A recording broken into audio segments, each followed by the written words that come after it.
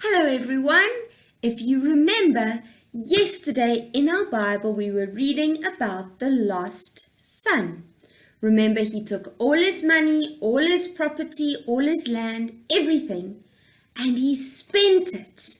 It was all gone. Then he got a job with a farmer, and then he realized that maybe he should go home to his father.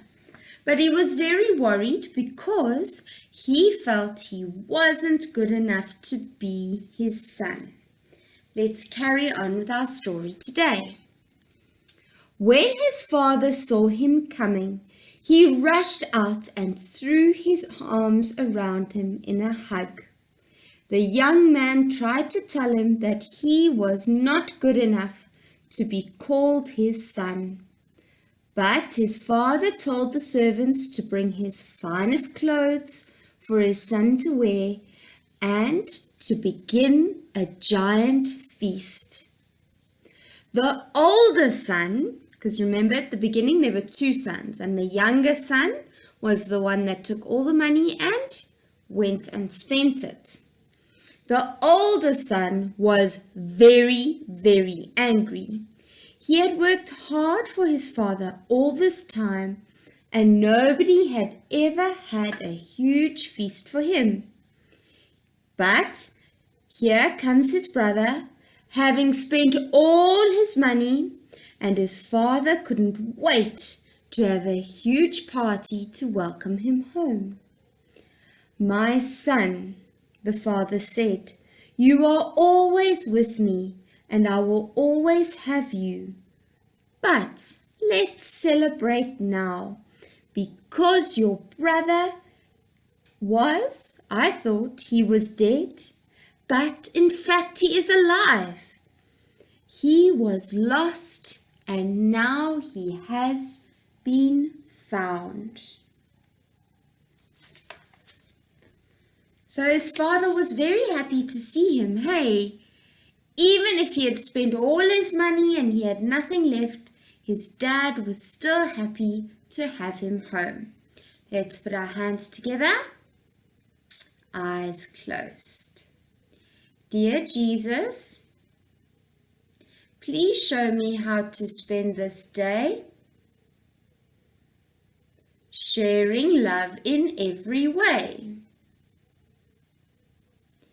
Please help me to be kind to everyone, to play and laugh, and have great fun.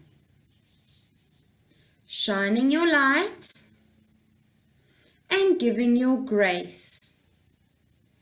Sharing your joy with a smile on my face. Amen. So it's a little bit cold today, so I want you to stand up, dance with me, and let's get moving.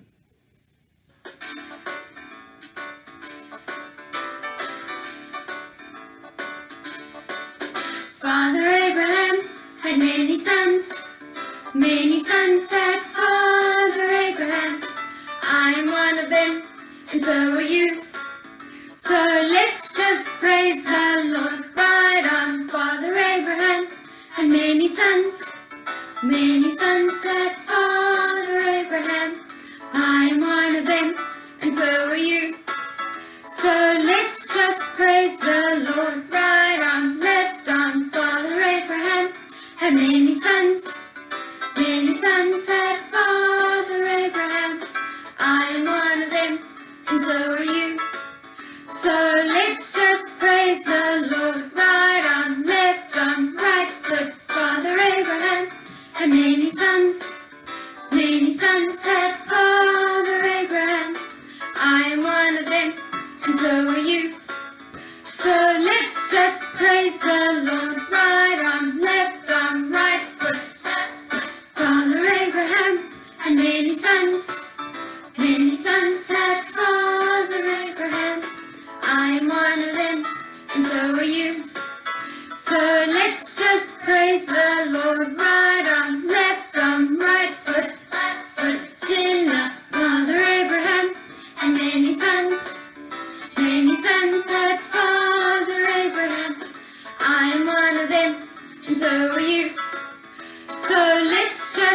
praise the Lord. Right arm, left arm, right foot, chin up, turn around. Father Abraham had many sons had Father Abraham. I am one of them, and so are you. So let's just praise the Lord. Right arm, left foot, chin up, turn around, sit down. Down. So we said just now it's a little bit cold today. So I think we can put our cold picture with our sunny picture because the sun is out today. I just hope it's going to get nice and warm later. So yesterday was Tuesday, so today is Wednesday. There we go. So much needs to happen because last night when you were sleeping, can you sleep for me quickly? Go to sleep. And wake up. And you know what happened when you were sleeping? Go back to sleep. Sleep, sleep, sleep, sleep. And wake up. What happened while you were sleeping? Can you remember what I said yesterday? Today is a new month. So what comes after June? It's July. And can you see July is also blue? So if July is blue, that means it's still winter. Now, when we start a new month, what number do you think we start on? We start on number 1 because we're on a new month. So we've got number 1. And can you remember what's the special word for number 1? The first. So it's the 1st of June. Can we try read our weather chart? There's so many changes now. You must be careful. Look carefully. Are we ready to read it together? Our weather for today is cold and sunny. Today is Wednesday, the 1st of July. The season is winter. Well done. Did you remember it was July? Good job.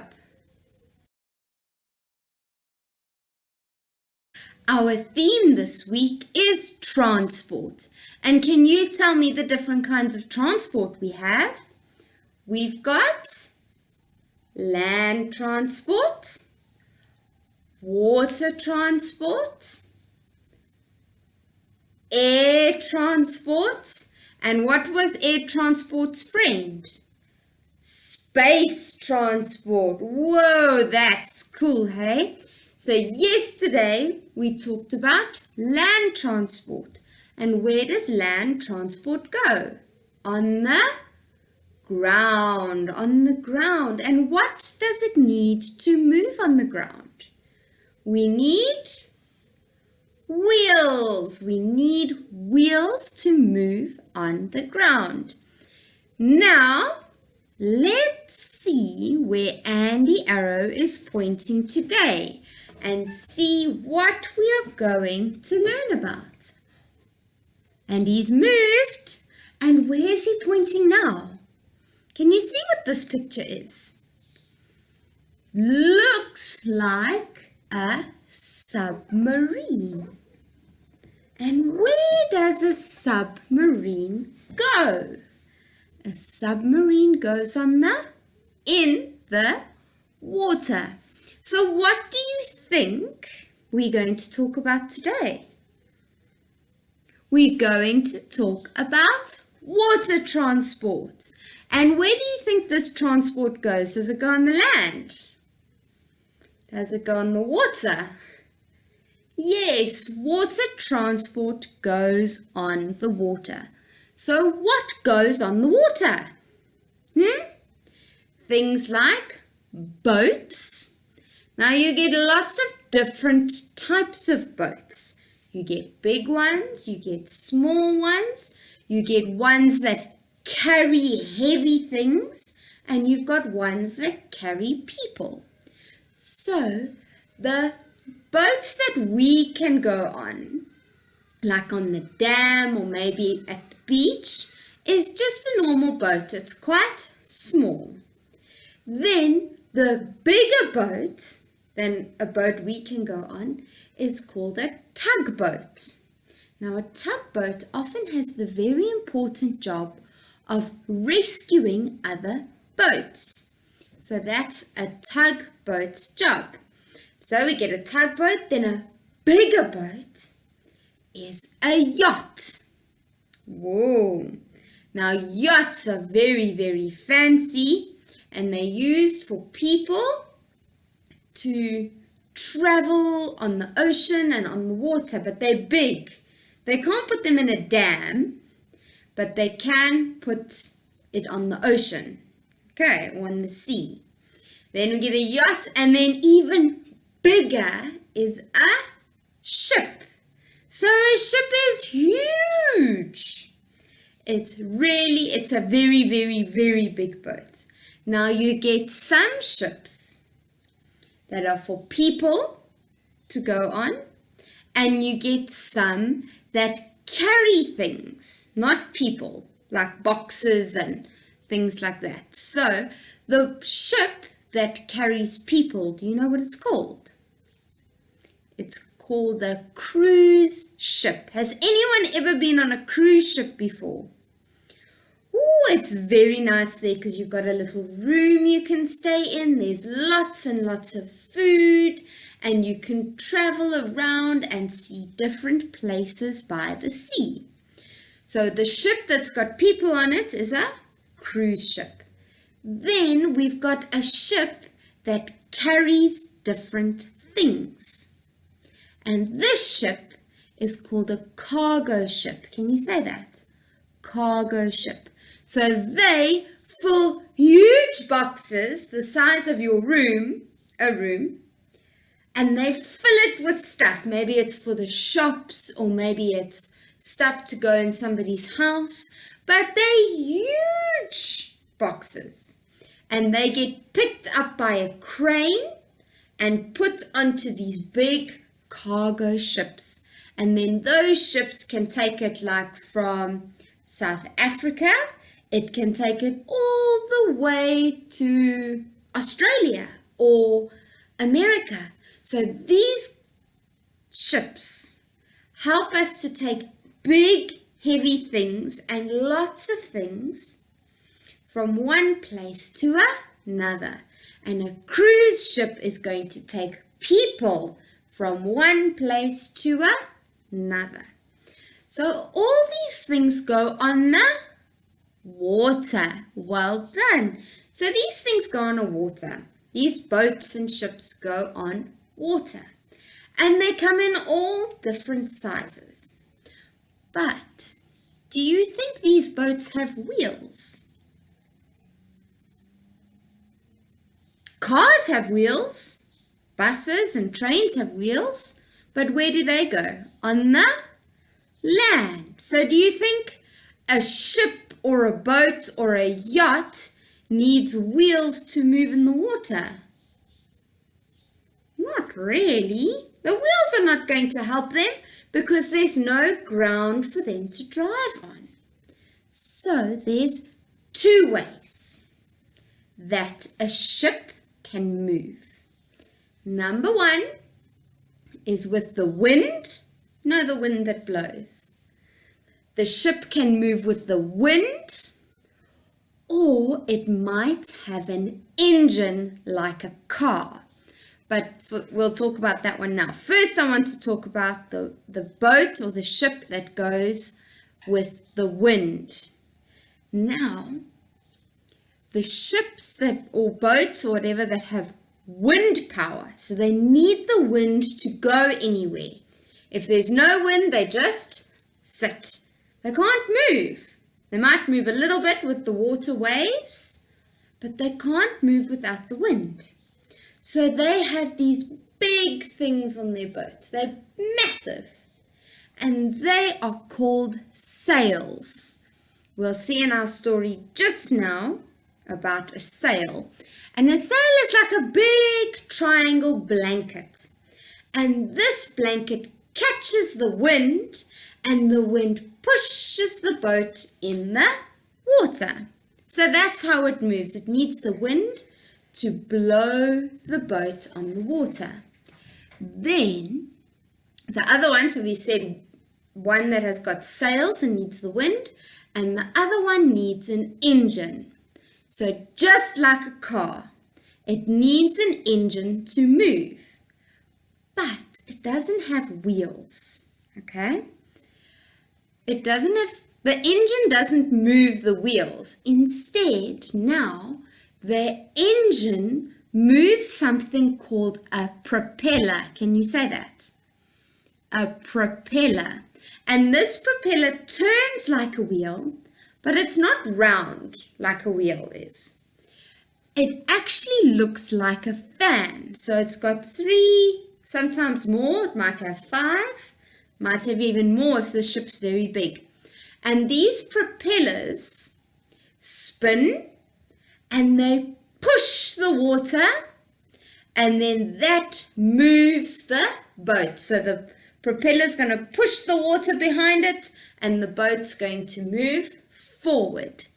So we've learned 2 new words. A sail, and what does a sail do? Catches the wind. Good job. Then an engine moves the propeller. Sure, that's a lot to remember.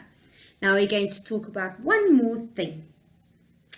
2 more things, sorry. This is a picture of a submarine. And a submarine is not like a boat. It still goes on the water, but do you think a submarine is on top of the water like a boat, or can it go under the water? A submarine goes under. So, and then do you think if a submarine is under the water, can it have a sail? Does it need the wind? A submarine has an engine that helps the people inside to breathe, and also the engine helps to turn the propeller. Okay. Then, last little thing I want to ask you. Do you know what the people who work on the boats are called? Like, I'm a teacher that works at school. Who do you think works on a boat or a ship? They're called sailors, because they're going to sail all around on the water. So they're called sailors. But then there's the boss, and he's the boss of the whole boat. He knows where to go and how to drive the boat or the ship, and he's got a special name. He is called a captain. So remember yesterday we said a train driver is called a conductor. So a train driver is called a conductor, and the driver of a boat or a ship is called the captain. You remember that? The captain. When we're not using our boats, where do you think they need to go? Do we just let them float on the water? Where do you think they live? Because a train lives in a train station, a bus lives in a bus station, and a car and a bicycle live in a garage. So where do you think a boat lives? Do you know? I'll teach you another new word. Sure, we've learnt a lot today. A boat or a ship lives in a harbour. Now, if you're very lucky, you can actually, one day when we get to move around a little bit, you can go to Durban and you can actually go and see all the boats in Durban Harbour. And if you're very, very lucky, you can go to Cape Town, which you have to get on an aeroplane, or you have to drive really, really far. And then there's Cape Town Harbour too. So a ship lives in a harbour.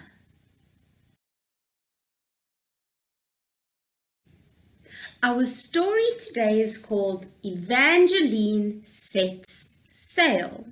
So if she's sailing, what do you think she's going to be on? On a boat. Well done. So let's see what happens to Evangeline when she sets sail. One day, Evangeline, the China doll, and her friends went to the pond for a picnic. As they sat on the grass eating their lunch, they watched the boat sailing across the lake. Now you can see the sailboats. See, they've got a sail that catches the wind. I would like to go for a sail, said Evangeline as she reached for the last chocolate biscuit. That's a good idea, said the sailor doll, jumping up quickly. If he's a sailor doll, where does he work? On the boat. I want the one with the big striped sail, shouted Evangeline as the sailor doll crossed the grass. You others can share the small boat. That's not very nice. Have you ever sailed before, Evangeline? Asked the blue rabbit. Lots of times, snapped Evangeline as she floated away in the biggest boat. So she wants that one. It's the biggest one. The sailor doll and the others had a wonderful time skimming across the water all afternoon. As for Evangeline, she stayed in the same place for hours. Do you need help? The sailor doll shouted as he sped by. So he's sailing without a problem. None at all, Evangeline yelled back, throwing her hair behind her. All of a sudden, she overbalanced and fell overboard, and her boat floated away to the other side of the lake. So if you fall off a boat, we say you've fallen overboard. Do you know what it's called when a boat turns over? When it turns upside down in the water, we say it's capsized. Help! Help! Evangeline screamed as she thrashed about in the water. It's very cold and my curls are getting wet. Get me out at once. I thought you were a good sailor, laughed the sailor doll as they steered the boat towards her. The others were giggling too. Stop laughing at once, screamed Evangeline. If you don't rescue me, I'm going to drown. So if she's going to drown, do you think she can swim? Let's find out. This made her friends laugh so much that they almost capsized their own boat. That part of the lake was very shallow, so the water was only a little bit. It wasn't deep. And everyone knew that if Evangeline stood up, she would be safe.